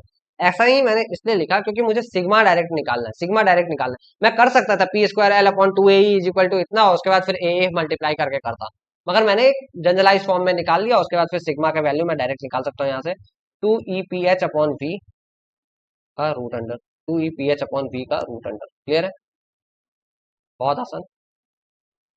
To E P H upon, two E P H upon, okay this V L is V, two E P H upon A no, U square by no, P square by no, so this is right answer right. A L बस लिख दिया उसको, तो इसी को मैं ऐसा लिख सकता हूँ two E P H upon A L. ठीक है, ये भी सेम ही फॉर्म है। And our right answer is option A, जो मैंने चुपके से देख भी लिया है, ए ही हमारा राइट आंसर। ठीक है, A is our right answer. Clear है, क्लियर है। ठीक है, तो आई थिंक कितने देर का लेक्चर हो गया ये, रहने देंगे अब यहाँ तक। 1 घंटे से ऊपर हो गया है, 1 घंटे से ऊपर हो चुका है। क्या करना है, रहने देना है या और करना है? चलो ये लास्ट क्वेश्चन कर लेते हैं, ये लास्ट क्वेश्चन कर लेते हैं, इसके बाद और 10 क्वेश्चन बचेंगे, तो वो 10 क्वेश्चन आप असाइनमेंट के लिए ले लेना। ठीक है, this will be our last question. A bar of length 100 centimeter in length, okay, 100 centimeter in length is subjected to an axial pull P such that the maximum stress is equal to 150. Sigma max is equal to 150 megapascal, right? Megapascal. तो आप देखोगे ये maximum stress आखिर develop कहाँ हो रहा होगा? Load पूरा बार सीरीज में है, तो इसका ऑब्वियसली आपका लोड तो सेम है, तो जहां एरिया मिनिमम होगा, sigma is inversely proportional to area, यानी कि sigma maximum will be at minimum area। ठीक है, और मिनिमम एरिया कहाँ है? इस रीजन में, इस रीजन में, राइट। मतलब आपका सिग्मा मैक्सिमम क्या होगा? वही होगा sigma max is equal to 150 will be equal to, load तो पी ही रहेगा और एरिया 1 सेंटीमीटर स्क्वायर है, और जूल में पूछा है ना, सब कुछ ऐसा यूनिट में डालूंगा मैं, इसमें सब कुछ ऐसा यूनिट में डालूंगा क्योंकि मेरा फाइनल आंसर जूल में। ठीक है, तो देखो upon area 1 centimetre square is equal to 1 centimetre square is equal to 10⁻⁴मीटर स्क्वायर, राइट। तो यहाँ पे डाल दो 10⁻⁴। तो यहाँ से P इज इक्वल टू कितना हो रहा है? 50, 150 इंटू 150 मेगा पास्कल है ना, तो इसको मैं ऐसा लिख लूँ, जरा सा जरा सा जरा सा जरा सा भाई, जरा सा इसको, तुम भी जरा सा तुम भी जरा सा फंसो। और जब मैंने बोल दिया कि सब कुछ मैं एसआई यूनिट में डालूंगा, तो यहाँ मैं 10⁶ से मल्टीप्लाई कर दूंगा। एसआई यूनिट में डालने के लिए मैंने 10 से मल्टीप्लाई किया। ठीक है, ये हो रहा है 15,000 न्यूटन, राइट। ये हो गया हमारा लोड। अगर हमारे पास लोड आ चुका है तो स्ट्रेन एनर्जी निकालना बच्चों का खेल है, और वो स्ट्रेन एनर्जी क्या होगा? U is equal to, sorry, U is equal to U in first region plus u in second region, and that is equal to first region p square l upon 2ae of first region plus p square l upon 2ae of second region। तो नए page पे जरा solve करें इसको। p मुझे पता है, that is 15,000, right. So 15,000 p square by 2e, तो सब में कॉमन है, so p square by 2e, 2 into e is 200 giga pascal है, तो इंटू 10⁹ कर लो, multiplied by L1 by A1, right? Multiplied by L1 by A1. L1 is 95 centimeter, 95 into 10⁻⁻2 upon A1, 2 into 10⁻⁴ plus 5 into 10⁻⁻2 upon 1 into 10⁻⁴. L1 by A1, L1 by L2 by A2, right? So this value is coming out to be 0.95 divided by 2 divided by 10 raised to power -4 plus 0.05 divided by 10 raised to power -4, that is equal to 5250 multiplied by 15,000 multiplied by 15,000 divided by 2 divided by 200 divided by 10 raised to power 9, and that is equal to 2.953, 2.953 joule. Option देखें, 2 नहीं 3 4 5, 2.953, very close to 3 ले लो। Yes, option B हमारा right answer. Option B हमारा right answer. ठीक है, तो आपको मैंने ये दिखाया कि जब भी आपका स्ट्रेन एनर्जी क्या होगा, strain energy is a property and that will be additive in nature, right. मतलब आप ये 95 सेंटीमीटर लेंथ के लिए स्ट्रेन एनर्जी और बचे हुए 5 सेंटीमीटर के लिए स्ट्रेन एनर्जी अलग अलग निकाल के आप ऐड कर दोगे तो आपको टोटल स्ट्रेन एनर्जी मिल जाएगा, टोटल स्ट्रेन एनर्जी मिल जाएगा। और एक कॉन्सेप्ट ये था कि आपका सिग्मा मैक्सिमम कहाँ होगा, जहां पे मिनिमम एरिया होगा, जहां पे मिनिमम एरिया होगा। ये लोड तो सेम है, ये लोड तो सेम ही है क्योंकि bar is in series, this bar is in series. आपका एरिया भले ही रिड्यूस हो रहा है मगर this bar is in series, तो आपका लोड सेम रहेगा। आपका लोड सेम है अगर, तो स्ट्रेन एनर्जी आपका बस आप पहले पार्ट के लिए और दूसरे पार्ट के लिए, हालांकि आप देखोगे देखोगे तो आप इस पार्ट का निकालने जाओगे, सॉरी आपका कहने का मतलब होगा आप इस पार्ट का निकालो, फिर इस पार्ट का निकालो और फिर इस पार्ट का निकालो, यहाँ 3 पार्ट्स है। मगर ये पार्ट और ये पार्ट का तो स्ट्रेन एनर्जी सेम ही होगा क्योंकि लेंथ सेम होगा, लेंथ सेम होगा। और अगर सेम नहीं भी होगा, मान लो सेम नहीं भी होता है अगर, तो यहाँ पे मान लो अगर मैं इसको इसका लेंथ L1 ले लूँ, इसका लेंथ L2 ले लूँ, तो पी स्क्वायर लोड तो सेम ही है, L1 बाई AE, दोनों 2 सेंटीमीटर स्क्वायर है तो AE भी सेम होगा, plus P square L2 by AE, और L1 प्लस L2 वैसे डायरेक्ट 95 आ रहा है, तो मैं अलग अलग निकालूं या फिर एक साथ निकाल लूं पूरे का, कोई फर्क नहीं पड़ता है, कोई फर्क नहीं पड़ता है। क्लियर है, क्लियर है। ठीक है, तो इसके बाद कुछ क्वेश्चंस हैं, 10 क्वेश्चंस और होंगे। ठीक है, ये क्वेश्चन है, ये क्वेश्चन अच्छा क्वेश्चन होगा, ध्यान से करना, इसको जरा ध्यान से करना, दिक्कत आए तो मुझे बताना। The right answer is option ए। ठीक है, किसी का ऑप्शन कुछ और है तो मुझे बताना, प्लीज मुझे बताना। ठीक है, एक ये क्वेश्चन है, अच्छा क्वेश्चन है ये भी बहुत अच्छा क्वेश्चन है, इलेक्ट्रिक स्विच वाला। ठीक है, तो ऐसे और भी क्वेश्चंस हैं। टोटल कितने क्वेश्चन, 21 क्वेश्चंस है। ठीक है, ट्राई करो, अगर नहीं होता है, अगर नहीं होता है मुझे मुझे रीच आउट करो। ठीक है, बहुत बेहतरीन क्वेश्चन है, मैंने बोला था आपको असाइनमेंट्स मिलेगा, तो वो असाइनमेंट्स यही है, ये 10 क्वेश्चन। ओके, ये एक क्वेश्चन, दो क्वेश्चन, तीन क्वेश्चन, उप्स ये क्या हो रहा है, एक सेकंड दो,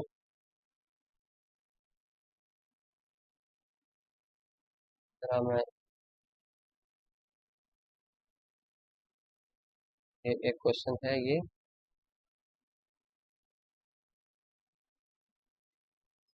थोड़ा सा इसका ओरिएंटेशन बिगड़ गया है, तो आप अपने हिसाब से थोड़ा समझ लेना यार, मैं भी बहुत टेकी नहीं हूँ मैं, तो ये सब कुछ मैं खुद से बनाता हूँ, तो कभी कभी मैं बनाता हूँ कुछ और हूँ, ये अपनी मर्जी से कुछ कुछ लगा के कुछ और ही बना देते हैं, मगर प्लीज थोड़ा समझ लेना। ठीक है, इसको भी थोड़ा समझ लेना। क्वेश्चंस तो ठीक है, क्वेश्चन तो पूरे पूरे आ गए हैं ना, क्वेश्चंस तो आ गए हैं। ठीक है, बाकी मेरा गेट इंजन का लोगो के साथ कुछ कुछ हो गया है, तो वो थोड़ा समझ लेना और क्वेश्चंस को अटेम्प्ट करना। ठीक है, ये दो क्वेश्चन, ये तीसरा क्वेश्चन है आपका, ये चौथा क्वेश्चन होगा, ये पांचवा है, 5, 6, 7, 8, ये तो डायरेक्ट फॉर्मूला है, 9 और ये 10। ठीक है, मुझे किसी भी क्वेश्चन में कुछ एक्सप्लेन करने की आई डोंट थिंक की जरूरत होगी। ठीक है, मैं हमने कितने क्वेश्चन किए हैं अभी, 10 ही क्वेश्चन किए क्या? अच्छा 11 11 दो अलग अलग, अच्छा 11 नंबर पे दो क्वेश्चन आ गया है, तो ठीक है, 11 क्वेश्चन हो गए आपके लिए। ठीक है, तो कर लेना, कुछ दिक्कत हो तो मुझसे पूछ लेना। ठीक है, थैंक यू सो मच, बंद करते हैं यार, बहुत लंबा लेक्चर हो गया, इससे लंबा लेक्चर मैं ले नहीं पा रहा हूँ। आई एम वेरी सॉरी, क्योंकि देखो सीन ये है ना कि मैं क्वेश्चन और सॉल्व कर सकता हूँ, मगर जैसे जैसे ये वीडियो लंबा होता जाता है ना, ये मेरे लैपटॉप की कैपेसिटी उतनी है नहीं कि मैं इतना लंबा लेक्चर रिकॉर्ड कर पाऊँ। ठीक है, तो अगर आप कहोगे कि नहीं मुझे सारे क्वेश्चन के सॉल्यूशन चाहिए, फिर मुझे दो दो वीडियो करके डालना होगा, उतना टाइम समझो यार थोड़ा, उतना टाइम मैं निकाल नहीं पा रहा हूँ, क्योंकि आपके लिए क्वेश्चन अरेंज करना, फिर उन क्वेश्चंस का पीपीटी तैयार करना, देखो मुझे क्वेश्चंस अरेंज करना, उन्हें सॉल्व करने में टाइम नहीं लगता, ये पीपीटी बनाना वगैरह ना, मेरे पास कोई टीम नहीं है। ठीक है, तो इसलिए थोड़ा टाइम लगता है। चलो, till then keep learning, bye bye, make sure you like share and subscribe. अगर आपको पसंद आ रहा है, क्वेश्चंस अच्छे लग रहे हैं, तो प्लीज कमेंट करो यार, फीडबैक अपने कमेंट में दो यार मुझे। ठीक है, अपने फीडबैक प्लीज प्लीज प्लीज मुझे कमेंट करके बताओ, लाइक करो, शेयर करो, सब्सक्राइब करो। Bye bye, thank you so much.